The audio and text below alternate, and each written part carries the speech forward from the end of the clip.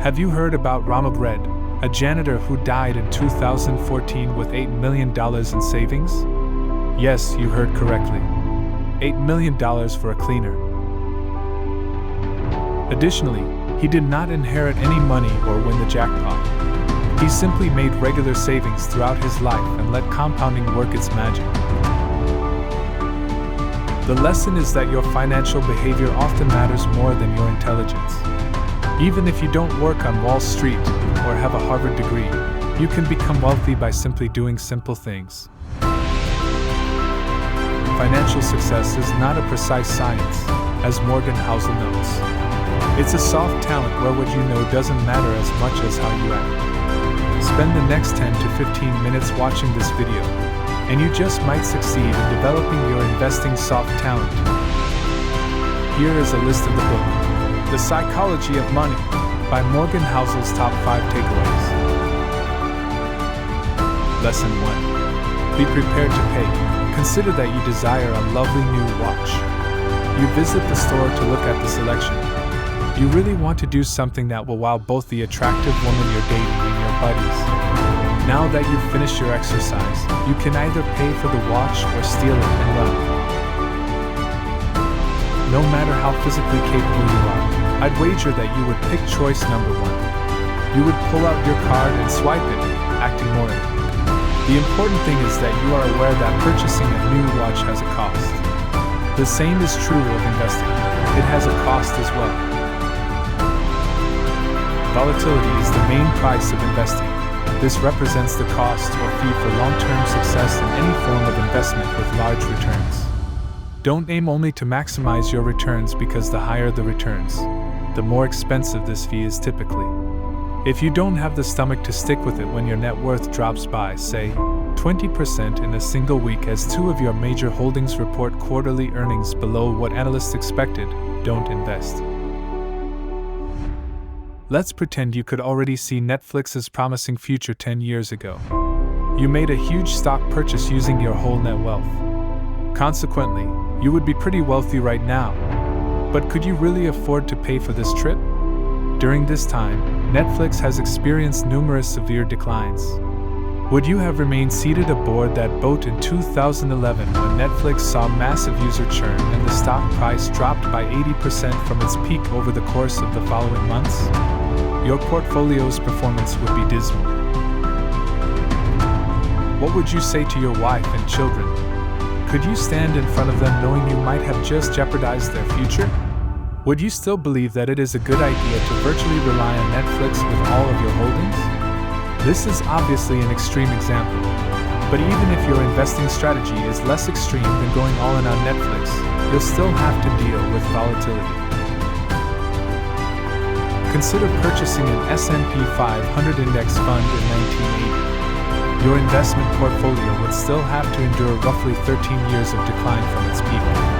At some point, decreased by 50%. It's very hard to do that. Investing in the stock market makes it possible to build money unlike few other methods. It doesn't come for free, however, so don't attempt to fool yourself. Volatility is something that all investors must accept as the cost of a more promising future. Lesson 2. Never enough. When you give someone a $2 million bonus, they may be fine until they learn that the person in front of them received a $4 million bonus. At that point, they get ill for the next year. 2 things that capitalism excels at are creating riches and stirring up jealousy. Your desire to outperform your peers, friends, and neighbors can motivate you to put in extra effort and push yourself to make it. Of course, being inspired to work harder and produce more worthwhile work is a wonderful thing, but social comparison may also make us feel inadequate. Let's examine some stats. You would need to make roughly $500,000 per year to be in the top 1% of U.S. income earners. That is the salary of a highly skilled physician. Let's call him Bill. And by nearly any measure, Bill is wealthy. He has the money to buy fine cars, take extended trips to far-off locales, perhaps employ someone to complete laborious tasks, etc.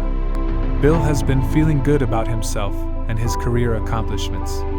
That is, until he purchased a vacation property in the Hamptons and discovered Stan was his next-door neighbor. Now, Stan is a member of the elite 1% of 1%. He is the CEO of a sizable publicly traded company, and his yearly salary is an astounding $10 million. You'd think Stan would at least be content with his financial success. But no, this man was Michael Jordan's childhood pal, and the legendary basketball player is a member of the 1% of the 1% of the 1%. And well, Stan's $10 million yearly income now seems like a pittance in comparison to Michael's estimated $2 billion fortune. Does it end there? No, it doesn't in fact. Because Jeff Bezos occasionally comes across Michael at celebrity-themed events. In 2020, Bezos, who is in the top 1% of the 1% of the 1% of the 1%, boosted his net worth by around $75 billion, bringing it to about $200 billion. The point is a bigger fish is always out there. The type of envy that has resulted from these kinds of comparisons has led many people throughout history to act foolishly. Some people have heavily leveraged their investments in an effort to climb the pyramid and reach higher levels, only to lose everything and then commit suicide. Some people have taken action based on insider information, which has cost them both their reputation and eventually their freedom when they are put in jail. Many people have abandoned their family, experienced their partners betraying them, leaving them, or doing both. It's likely that if you follow this channel and learn how to invest well, you'll eventually achieve a level of financial freedom that the normal person can only hope to achieve. But eventually, you have to decide that enough is enough. Even if we'd kind of want to have it, it's not wise to risk something we have and need for something we don't have and probably will never need. Lesson 3.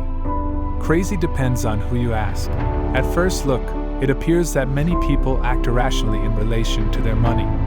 Some people spend money extravagantly on extravagant stuff, while others keep it hidden under their beds. But it's important to keep in mind that people come from various backgrounds, have had various upbringings, and have had various parents, experiences, and educations. All of this results in various viewpoints and ideals. What makes no sense to you might make perfect sense to me. In the book, Morgan provides the example of a lottery ticket.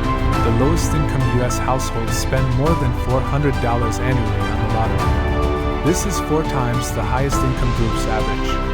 Add to it the fact that almost a third of Americans struggle to come up with $400 for an emergency.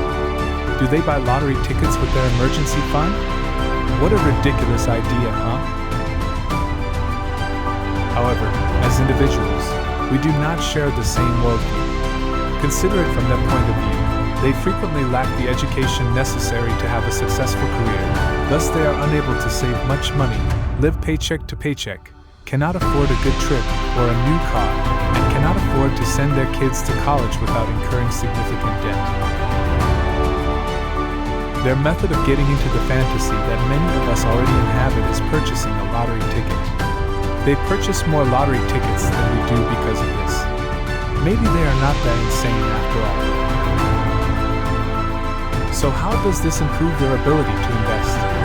One benefit of accepting our individuality is that it helps us resist the urge to mimic an investment plan or portfolio that doesn't align with our own objectives. We may have a higher risk tolerance than someone who is a billionaire, for instance, because we are more concerned with getting rich than staying rich. The billionaire's portfolio may not be the best fit for your objectives. Recognizing disparities can also make it easier for us to decline investments that fall outside of our area of expertise. Consider the GameStop saga as an example. I took no part in this drama because I'm not a speculative trader. I simply don't have that card to play. You will better understand our society and move down the road that is right for you if you recognize that various individuals have different perspectives, or at the very least, that there are different glasses through which to view the world. Lesson 4. Peekaboo, what ties the financial crisis, COVID-19, September 11th, the Great Depression, and World War II together? All these occurrences had a significant impact on the financial markets, changed our society, and were virtually difficult to predict. One of my favorite authors, Nassim Taleb, would refer to these events as black swans. According to the definition of a black swan, 1. It's an anomaly. Nothing that has happened in the past may logically suggest that the occurrence might still happen. 2. It has a significant impact. And 3. It's after the fact that it makes sense. Human nature leads us to believe that we ought to have been able to predict it from the beginning. Consider the year 1987 on Black Monday. How do you think you would have responded when the market lost over a fourth of its value in a single day? Would you have been one of the people screaming, "Sell! Sell!" Or would you have been able to weather the storm, possibly adding more chips that you had been holding back?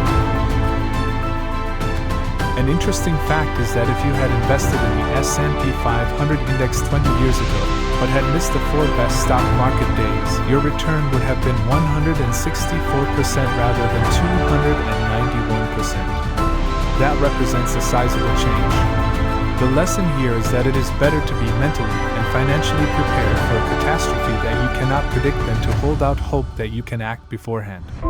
Stop listening to macro projections since they are unlikely to predict the upcoming events that will lead the investment community to experience great worry. Lesson 5. The allure of pessimism.